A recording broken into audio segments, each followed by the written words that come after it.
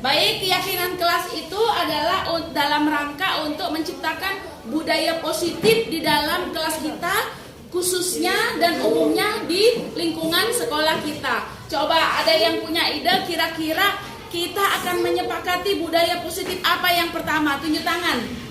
Ya, silakan Farel untuk maju ke depan menuliskan keyakinan kelas apa yang pertama yang akan kita sepakati.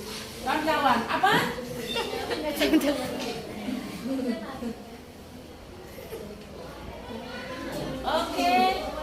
Oke.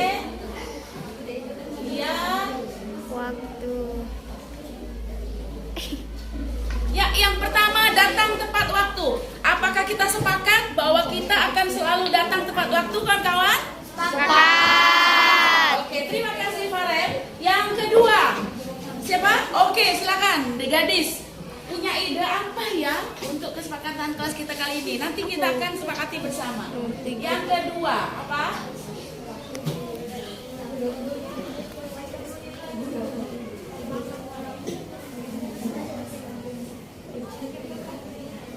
Menjaga kebersihan. Sepakat tidak, kawan-kawan? Sepakat. Terima kasih. Berarti artinya kita selalu sadar dengan piket, ada sampah gitu ya, dan ada kotoran di kelas kita ataupun lingkungan sekolah kita. Yang ketiga, silakan. Ya, boleh silakan Charlie ke depan. Yang ketiga, keyakinan kelas kita yang ketiga. Nanti dituliskan ya, dituliskan, nanti ditempel juga di bawahnya. Oke. Mengerjakan tugas tepat waktu. Gimana kawan-kawan? Sepakat? Mengerjakan tugas tepat waktu. Ini nanti ditempel, nak. Charlie, ini nanti ditempel ya. Ditulis dulu yang seperti yang kita. Kawan-kawan, yang ketiga, mengerjakan tugas tepat waktu. Setuju? Setuju. Artinya kita pada saat ada tugas daring maupun luring, tepat waktu dalam mengumpulkan tugas. Sepakat ya? Ya. Sepakat. Oke. Baik, berikutnya yang keempat. Oke, silakan. Yang keempat. Keliling-keliling kamu tuh. Oh, semuanya gitu. Oke, yang keempat adalah Hah? yang keempat adalah senyum, sapa, salam. Mungkin maksudnya senyum ya kawan-kawan ya? Iya, maksudnya senyum, sapa, salam. Bagaimana kawan-kawan? Sepakat? Sepakat. Bahwa kita adalah sebagai pribadi anak-anak yang ramah, selalu senyum, lalu ramah, selalu menyapa orang di sekitar kita, dan selalu mengucapkan salam ketika bertemu dengan orang lain. Ya. Sepakat? Sepakat. Oke, baik. Berarti kalau sesama teman mungkin kita assalamualaikum, gitu ya.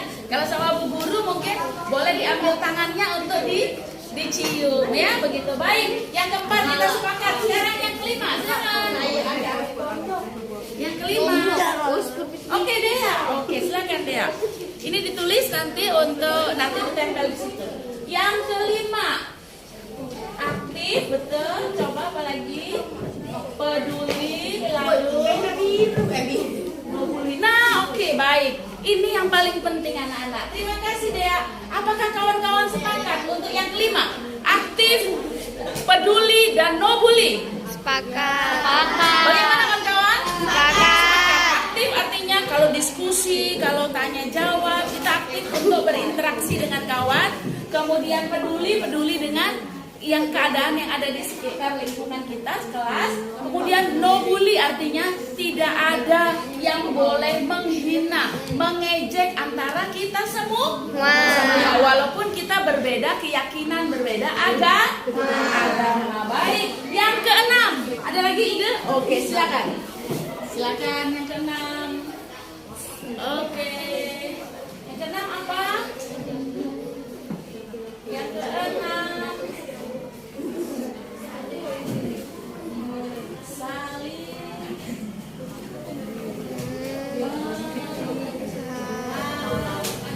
Oke, saling menghargai. Baik, ini nanti ditulis biar bisa ditempel. Terima kasih, duduk dulu. Saling menghargai. Bagaimana teman-teman yang keenam, sepakat tidak? Sepakat. Sepakat ya? Bahwa kita menyepakati kita akan saling menghargai segala perbedaan. Yang ketujuh, ada yang punya ide? Oke, siap, Andre. Andre yang ketujuh. Apa yang ketujuh, Andre, idenya?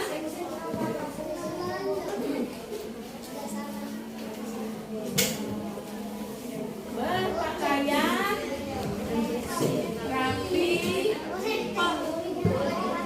Nah, kawan-kawan, ini nih paling penting nih. Sebagai murid nih, berpakaian rapi dan bersih. Nanti ditulis ya, nah. Oke. Selalu berpakaian rapi dan bersih. Agar apa? Agar orang di sekeliling kita tidak merasa nyaman dengan diri kita. Baik, silakan ditulis. Lalu ditempelkan di sini sekarang. Oh ya, belum dapat ini deh ya. Tulis sekarang. Yuk, silakan. Tempel keyakinan kelas kita, silakan. Ya. Oke, datang tepat waktu. Yang kedua langsung silakan. Yang ketiga langsung, nggak apa-apa. Yang ketiga langsung. 4 langsung. 5 3. Mana tadi? 6 7 langsung. Boleh. Tidak apa-apa. Aisyah. Oke,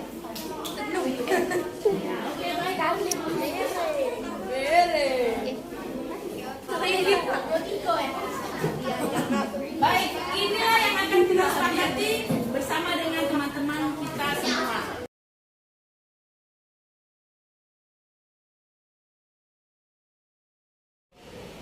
Assalamualaikum warahmatullahi wabarakatuh. Alhamdulillah, terima kasih kehadiran Bapak Ibu semuanya. Saya Novi Fajarita, salah satu calon guru penggerak di SD Negeri 20, akan mensosialisasikan tentang budaya positif, kemudian filosofi pembelajaran Ki Hajar Dewantara, kemudian nilai peran guru penggerak dan visi dari guru penggerak itu sendiri. Bapak Ibu semuanya, terima kasih kehadiran hari ini untuk menyaksikan dan melihat sosialisasi saya ke Bapak Ibu guru sekalian. Bapak Ibu guru, budaya positif yang akan saya kembangkan di SD Negeri 20 ini adalah berupa kebiasaan-kebiasaan positif. Apa itu budaya positif? Budaya positif adalah nilai-nilai positif, keyakinan-keyakinan dan kebiasaan-kebiasaan di sekolah yang selalu dilakukan dan menjadi budaya dan menjadi kebiasaan yang dilakukan oleh anak-anak kita, sehingga tercipta anak-anak yang berkarakter baik, memiliki nilai pribadi yang baik. Kemudian Bapak Ibu, di sini dalam menerapkan budaya positif di sekolah kita harus memahami 5 hal. Yang pertama, kita harus memahami disiplin positif, kemudian posisi kontrol guru, nanti ada saya jelaskan. Kemudian ada memahami juga kebutuhan dasar kita manusia, itu sebagai apa saja. Kemudian memahami tentang kesepakatan kelas atau keyakinan kelas, lalu ada segitiga restitusi untuk penyelesaian masalah-masalah siswa di sekolah kita. Bapak Ibu guru, ini adalah disiplin positif. Konsep dari disiplin positif itu sendiri, menurut Ki Hajar Dewantara, bahwa pendidikan itu adalah menuntun siswa menuju keselamatan dan kebahagiaannya, sehingga dia bisa berada di antara menjadi dirinya sendiri dan menjadi anggota masyarakat. Menurut Ki Hajar Dewantara itu sendiri tentang disiplin positif adalah kemerdekaan yang berupa disiplin kuat yang muncul dari dalam diri pribadi anak itu sendiri, yang disebut dengan self disiplin. Itulah disiplin positif. Dalam budaya kita, disiplin positif adalah sesuatu yang dilakukan seseorang dan orang lain untuk mendapatkan kepatuhan. Jadi agak memaksa sedikit di sini dalam budaya kita, bahwa disiplin positif itu seperti memaksa. Tapi sesungguhnya disiplin positif adalah mengontrol diri, menguasai diri untuk memilih tindakan mengacu pada nilai-nilai yang kita hargai. Contohnya nilai-nilai kehadiran. Jadi datang tepat waktu. Ini nanti keyakinan kelas yang sudah kelas 6A buat Bapak Ibu semuanya. Ada 7 tadi itu ditulis oleh anak-anak sendiri. Kemudian mereka menempelkan keyakinan kelasnya. Bapak Ibu. Jadi di sini kita jeda dulu.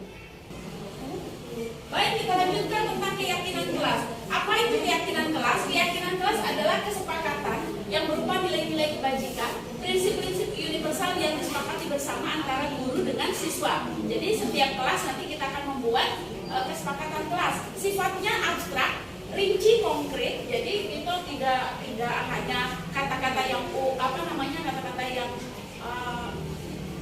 hanya deskripsi kecil saja, tapi ini konkret. Pernyataannya universal dan positif. Tentu saja positif. Jadi tidak ada kata no, tidak ada kata tidak, ya, tidak ada kata jangan dalam keyakinan kelas. Nah, ini yang sudah kami buat. Keyakinan kelas: datang tepat waktu, menjaga kebersihan, mengerjakan tugas tepat waktu, senyum sapa salam, kemudian aktif peduli. Nah, ini yang ada satu no bully ini, harusnya tidak dipakai ini ya. Kemudian saling menghargai dan berpakaian rapi dan bersih. Ini keyakinan kelas atau kesepakatan kelas yang sudah saya laksanakan di kelas saya, dan mungkin nanti akan dilaksanakan juga oleh Bapak Ibu semuanya di kelas masing-masing. Bapak Ibu, kita juga harus memahami tentang 5 posisi kontrol guru sebagai pemukul. Maka kata-kata kita tidak boleh "tapi saya ya, awas kalau enggak." Nah, itu nggak boleh. Kita nggak boleh sebagai pemukul. Atau "kamu ini selalu saja salah." Itu nggak boleh lagi ada dalam kalimat-kalimat kita sebagai guru. Kemudian membuat orang merasa bersalah. Tidak ada boleh lagi kita mungkin kalimatnya ke anak-anak, "aku cinta sekali sama kamu," gitu kan? Atau "sudah berapa kali saya beritahu kamu." Nah, kata-kata itu yang tidak harus kita keluarkan lagi. Karena posisi kontrol guru di sana akan menekan anak-anak menjadi tidak nyaman dengan kita. Kemudian sebagai teman ini sudah agak lebih positif ya. Namun ada sisi negatif dan sisi positifnya. "Ayo bantulah Bapak ya Mak," gitu. Atau "ya sudah, tidak apa-apa, semua orang pasti melakukan kesalahan." Itu sebagai teman. Kadang kalimat ini juga dianggap anak-anak untuk membombardir kita. "Oh, ibu kemarin kan dukungnya, kenapa sekarang hari ini nggak dukung?" Kadang seperti itu. Ini agak ada kelemahannya di sebagai teman. Yang berikutnya adalah sebagai pemantau. Sebagai pemantau ini juga agak ideal, karena kita akan menanyakan kembali ke anak-anak tentang apakah kita sudah yakin dengan keyakinan kelas, kesepakatan kelas yang sudah kita buat. Nah, seperti itu kita sebagai pemantau. Dan ketika dia melakukan kesalahan, kalimatnya ada "kira-kira konsekuensi apa ya kalau kamu datang terlambat?" "Ya Bu, saya minta maaf." Oke, ya sudah. Yang penting ada 3 kata ajaib: minta maaf, tolong, dan terima kasih. Itu. Ya, kemudian terakhir, ini idealnya kita sebagai pemimpin dalam pembelajaran, yaitu kita sebagai guru dalam kelas kita sebagai manajer Bapak Ibu. Manajer ini berarti kita harus meyakini ke anak-anak tentang keberadaan kita sebagai motivator, mendorong mereka berkembang. Jadi kata-katanya, "apa kamu bersedia memperbaiki?" Ketika dia melakukan kesalahan, jadi gimana? Apa bersedia memperbaiki? Atau rencanamu kira-kira apa ya untuk memperbaiki kesalahan? Nah, seperti itu Bapak Ibu. Itu adalah posisi kontrol guru. Jadi kita tidak ada lagi kata-kata negatif ke anak-anak. Yang berikutnya Bu, bahwa kita harus mengetahui kebutuhan dasar manusia. Ada 5 kebutuhan bertahan hidup, kebutuhan untuk diterima. Bapak Ibu, anak-anak butuh untuk diterima. Dia akan bilang bahwa "oh, saya tuh nggak punya HP, mau ngerjain PR, mau ngerjain ini nggak ya Bu?" Perlu didengarkan kebutuhan untuk diterima. Kemudian kebutuhan untuk pengakuan kemampuan. "Oh, hebat, kamu sudah mengerjakan 5 soal dalam waktu 2 menit." Nah, perlu mengakui kemampuannya. Kemudian anak-anak butuh kebebasan untuk otonomi, mandiri, suka hal-hal baru. Jadi kita perlu pembelajaran dalam games. Butuh kesenangan Bapak Ibu. Anak-anak diajak bermain games, diajak olahraga, belanja, tertawa. Bahkan kita ajak dia keluar untuk melakukan studi tour, ya. Insyaallah. Siapa yang mau ikut tahun depan studi tour? Tahun 2022 bersama kelas 3 ada restitusi ya. Ketika ada permasalahan ke anak-anak, kita perlu melakukan restitusi. Apa itu restitusi? Proses kolaboratif menciptakan kondisi murid untuk memperbaiki kesalahan mereka sehingga mereka memiliki karakter yang baik. Jadi posisi kita tidak menyalahkan, posisi kita membimbing bagaimana dia menemukan solusi atas kesalahan yang telah dia lakukan. Itulah restitusi. Karena ada 3 segitiga tahapan restitusi yang akan dilakukan oleh kita. Yang ini 1, menstabilitaskan identitas, yang kedua validasi tindakan, dan yang ketiga menanyakan keyakinan. Kira-kira kelas apa ya? Kemarin sudah kita sepakati seperti itu. Jadi tidak ada lagi posisi kontrol guru sebagai pembunuh. Baik.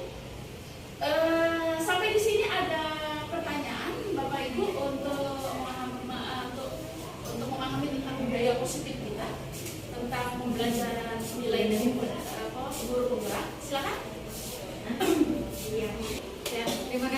Novi atas penjelasannya. Di sini sudah sedikit menyambung apa yang disampaikan. Namun kami ingin menanyakan langkah awal dari budaya positif ini dimulai dari mana? Oke, terima kasih. Terima kasih langkah awal ya Bu ya. Jadi apa yang kita bisa lakukan nih ya?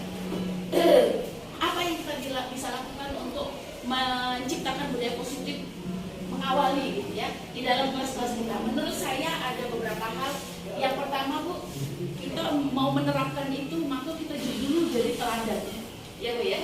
Kalau kita mau menerapkan kita dulu jadi teladan. Yang kedua Bu, kita buat ini Bu, keyakinan kelas, kesepakatan kelas. Ambil ide-ide anak-anak. Apa yang kesepakatan kelas kita? Bu, tidak boleh makan dalam kelas dulu ini. Nggak boleh makan dalam kelas. Tapi tidak ada boleh makan enggak ya. Jadi makan di tempat yang baik atau di waktu yang baik seperti itu. Jadi tidak ada kata tidak. Keyakinan kelas Bu. Tadi keteladanan, dua keyakinan kelas. Kemudian kita perlu juga budaya ini perlu juga konsistensi. Terus kolaborasi yang tentunya gitu kan, semua guru di SD Negeri 20 konsistensi, kolaborasi, dan komitmen kita menerapkan budaya positif ini selamanya sampai berakhirnya kita menjadi guru di SD Negeri 20. Mungkin itu jawaban saya Bu. Dan terima kasih. Oke, terima kasih. Ada pertanyaan lain? Mungkin tidak ada. Baik Bapak Ibu, tentang pembelajaran filosofi di Hajar Dewantara, bahwa anak adalah sebagai subjek pembelajaran kita, Bapak Ibu ya. Jadi anak sebagai subjek pembelajaran kita dalam filosofi ke Hajar Dewantara, kita harus menuntut anak untuk menciptakan pembelajaran yang merdeka belajar dan berpihak pada murid. Berpihak pada murid bukan berarti kita, Bu, hari ini belajar ini baik, Bu, hari ini belajar ini baik, terus kita ngerti, enggak.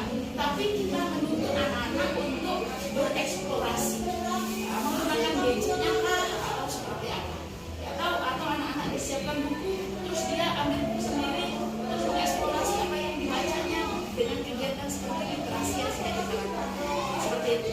Jadi terus ada lagi nilai dan peran guru penggerak ya Bu. Jadi kita seorang guru, walaupun bukan bagian dari guru penggerak, tapi kita semua adalah guru yang bergerak, tergerak dan selalu menggerakkan. Ada nilainya yaitu mandiri, kemudian reflektif, selalu mengevaluasi diri, kemudian inovatif, kemudian berikutnya berpihak pada murid, dan terakhir kolaboratif.